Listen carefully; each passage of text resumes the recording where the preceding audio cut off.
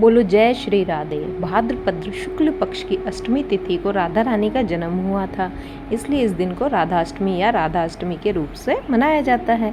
भगवान कान्हा जी के जन्म यानी भाद्रपद मास के कृष्ण पक्ष की अष्टमी तिथि से ठीक 15 दिन के बाद राधा रानी का जन्म हुआ।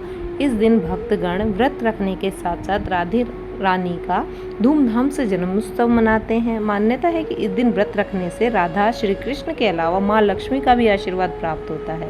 इस दिन राधा रानी के साथ श्री कृष्ण की पूजा करने का विधान है। अगर आप भी राधाष्टमी का व्रत रख रहे हैं तो राधा रानी की विविध पूजा करने के साथ साथ इस व्रत की कथा का पाठ अवश्य करें। आइए जानते हैं राधाष्टमी की संपूर्ण कथा। चलिए स्टार्ट करते हैं। पुराणों के अनुसार एक समय की बात है, गोलोक धाम जहाँ श्री कृष्ण अपने नित्य विहार करते हैं, वहाँ राधा रानी भी श्री कृष्ण के साथ निवास करती थी। एक बार की बात है, जब राधा रानी कुछ समय के लिए गोलोक से दूर थीं, तब भगवान श्री कृष्ण अपनी एक सखी विरजा के साथ विहार कर रहे थे। जब राधा जी को इस बात का पता चला तो वह अत्यंत क्रोधित हो उठी और तत्काल श्री कृष्ण के पास पहुंचकर उनसे कठोर वचन कहने लगी। राधा रानी का यह रूप देख के श्री कृष्ण के परम मित्र श्री दामा को बहुत दुख हुआ। उन्होंने सोचा कि राधा जी प्रभु श्री कृष्ण से ऐसे व्यवहार कैसे कर सकती हैं। इसी कारण क्रोधवश श्री दामा ने राधा जी को शाप दे दिया, हे देवी, अगर आपको अपने दिव्य धाम गोलोक को छोड़कर पृथ्वीलोक पर जन्म लेना पड़ेगा। यह शाप सुनकर राधा रानी और भी क्रोधित हो गईं और उन्होंने प्रतिशोध में श्री दामा को भी श्राप दे दिया। श्री दामा, तुम भी राक्षस कुल में जन्म लोगे और वहाँ अपने कर्मों के कारण मृत्यु को प्राप्त होगे। राधा जी के शाप के फलस्वरूप श्री दामा का जन्म शंखचूड़ राक्षस के रूप में हुआ। यही शंखचूड़ भगवान विष्णु का अनन्य भक्त था, जिसके बाद में भगवान शिव ने युद्ध में पराजित किया था। उधर जब राधा श्री क्रोधावस्था में पहुंची तब उनकी सखी विरजा यह दृश्य देखकर अत्यंत दुखी हो गई और जाकर नदी के रूप में परिवर्तित हो गई।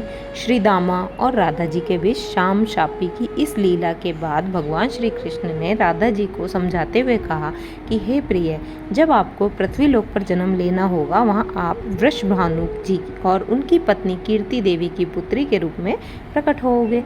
सांसारिक दृष्टि से आपका विवाह रायण नामक वैश्य से होगा, जो मेरा ही अवतार होगा। इस प्रकार आप मेरी पृथ्वी पर प्रिय स्वरूप में रहेंगी, परंतु हमें वहाँ वियोग और मिलन दोनों की लीला का अनुभव करना होगा। भगवान श्री कृष्ण के वचनों को सुनने के पश्चात योग माया ने कीर्ति देवी के घर में प्रवेश किया। जब कीर्ति देवी प्रसव पीड़ा से गुजर रही थी, तब योग माया ने वायु के रूप में वहाँ प्रवेश किया और उसी क्षण राधा रानी कन्या स्वरूप में प्रकट हो गईं।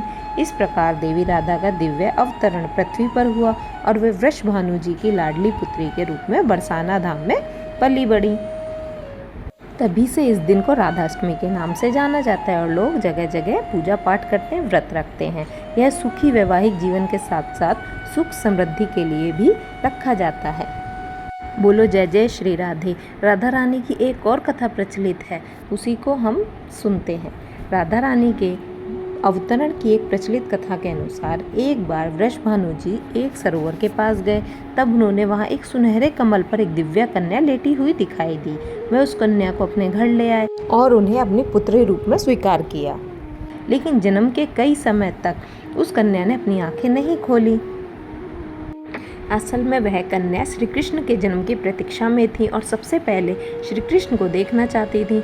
जब बाल रूप में राधा जी की भेंट कान्हा जी से हुई, तब उन्होंने अपनी आंखें खोल दी। यह देख के वृषभानु व उनकी पत्नी कीर्तिदा बहुत ही प्रसन्न हुए। इसी प्रकार पुराणों में यह भी कहा गया है कि एक बार भगवान श्री कृष्ण ने मोहिनी रूप धारण किया, जिस पर सभी देवता मोहित हो गए। लेकिन सूर्यदेव ने मोहिनी रूप को अपनी पुत्री के रूप में पाने की इच्छा जताई।